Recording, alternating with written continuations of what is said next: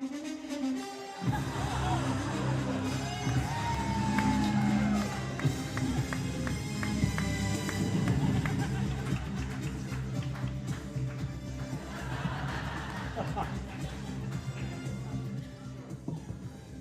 everybody. I'm Rick Holland. I'm Chris's dad.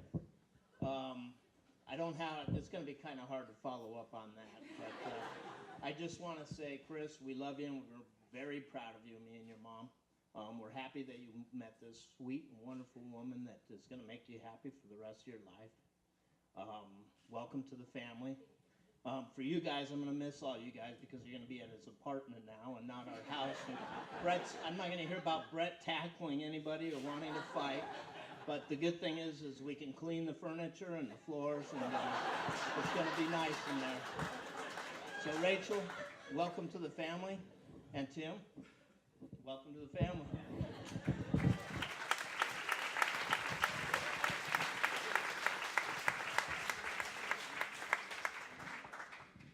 Thanks for not crying. Okay, I'm Tim Cornwell, obviously father of the bride, and I am just so grateful to see everybody out there, and that you all came. Some of you traveled pretty far from Minnesota. One friend of mine came all the way up from Tucson and Montana, California. Don't forget that, Puyallup. So, Tennessee. That's right, Alex, Tennessee. So, thank you. Ferndale. All right. A tough ride. But you know, we are so grateful that you're here. And relationships are so important to us. And to have you guys here with us together and share this celebration is just awesome. It's awesome. Rachel, you look so wonderful today. I am just you take my breath away. You're so beautiful. And, you know, your name, Rachel, means little lamb. And so you've always been my little lamb. And you're just this beautiful woman today that I'm so proud of. And a couple things when I think about Rachel, there's so many great things about you, but a couple of things that really come to mind is just that you're one of the most conscientious people I know, and you're so responsible. I mean, if there's anybody to ever give responsibility to, it's Rachel. And it started at an early age. One night we went to bed and turned off all the lights, and all of our bedrooms were right next to each other. And Rachel goes, "Mom, Dad, did you guys lock the front door and turn off the lights?" And we're like, "Wow, who is this?" "Yes, Rachel, we did. Every night." Did you lock the front door?" "That's right. Very important." And Rachel, there's so many proud moments that I have when I think about you. First of all, being Sarah's big sister. Very proud of you for that. The other one is you just excelled in school. You worked so hard at studying and earning good grades. It was so important to you. And you far exceeded what I ever did in school. And it makes me so proud to see you excel, even in college. Working so hard at such a big workload, and then working outside of school as well. Your involvement in sports, always trying so hard. You're not a natural athlete like your mom and I. Okay, your mom. And but you worked so hard, and it was really important to you to do your best and try your hardest. Another proud moment was when you were probably 11 or 12 years old, and you said you wanted to get baptized. And I was fortunate enough to be able to baptize you. That was just such a proud moment for me. The other one was when you said to Mom and I that, "You know what, I think I want to go to school out of state. I want to try something new." And we thought, who is this kid that wants to take a risk? And then you chose to go to Boise State and 12, 13, 14 hours away from home, all by yourself, nobody going with you. You just went out there and made it happen. Very proud moment. And then this last summer, being selected to work at Nordstrom on the internship program and being at that flagship store downtown and performing so well was incredible. Probably, though, one of the most proud moments I had is when you chose Chris as your future, well, as your husband now. Another attribute about you is you persevere. You have faced a lot of adversity in your life. You're always the one that's like, why does this always happen to me? And it really does happen to her only.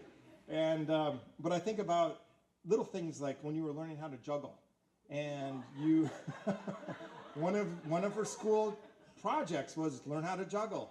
And so Rachel was trying to learn how to juggle, and she was getting more upset and more upset and more upset, and finally slammed the sliding glass door and broke it. But you know what? She learned how to juggle, and today she can juggle and Sarah can't.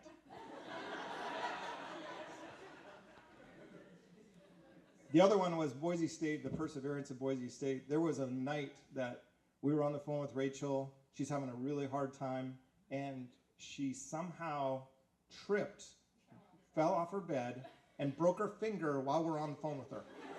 Yeah. And then just to elaborate a little bit on the car story that Greg talked about today, this last winter, Rachel needed her old car conked out, finally after 300,000 miles. She got another car. We had it for about a week. And Chris said, you know what? I'll just change the oil for you. Let me just change the oil for you. I'm like, yeah, that makes sense. Great, save money. Smart kid. He's in like an engineering program at Western. Who couldn't change oil perfectly other than Chris? So I get this call on a Saturday afternoon, and it's starting to snow outside. Rachel goes, they're on their way to pre-marriage counseling. And Rachel calls me and says, Dad, the car won't start. I was driving it, and the light came on the dash, and now it won't run. What should I do? And I said, okay, well, we just bought that car. It was running just fine. What happened right before that? Well, Chris just changed the oil. And I thought, okay. Well, I'll be there soon. Well, while I was heading that way, the sheriff came and said, hey, you have to move your car. So they drove their car from the Sunset exit to the Bellis Fair exit and then seized the engine. Not only was it broke down, then she completely seized it. What happened? Poor Chris took the old filter off. The gasket stayed on the block. So when he put the new filter on, all the oil dumped on the ground. It can happen to anybody. But anyway, at the end of the day, Rachel did not blame Chris, did not give him a hard time, just something that happened. So again, perseverance. Rachel, I wanted to let you know, though, that you have, like Sarah said, we are all so very, very proud of you and who you are and everything you've done and everything you will be doing in your future. We could not be happier about where you're at in life and this man that you've chosen to spend the rest of your life with. We love you. Chris, a few things that I wanted to talk to you about. You know, they say that women tend to marry men that are like their husband. Or like their husband. Like their dad. Is that true? Well, let's see. Chris, are you incredibly good looking with a magnificent body?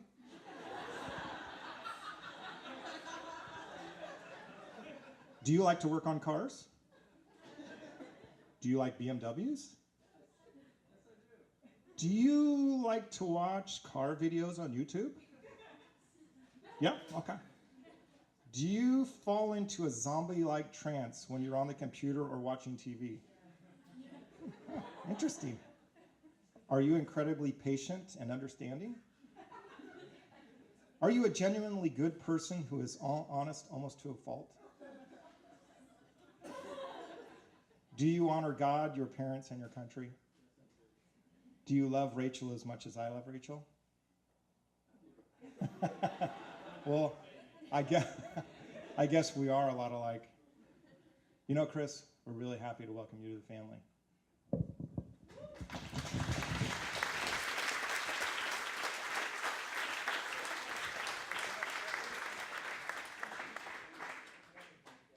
I'm almost done. Advice.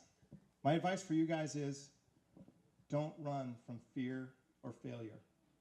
Be courageous and committed with yourself, with each other, with your marriage, and with your future. When you encounter fear or uncertainty in life or marriage, look at the situation through the lens of love. Love changes your perceptions about possible outcomes from negative to positive. A verse that reminds me of this, 1 John 4:18. No fear exists where fear is. Where love is. No fear exists where love is. Rather, perfect love gets rid of fear. So I want to bless you. Rachel and Chris, may you be blessed and receive abundance overflowing. And may you experience the fulfillment of all your hopes and dreams for love and happiness evermore.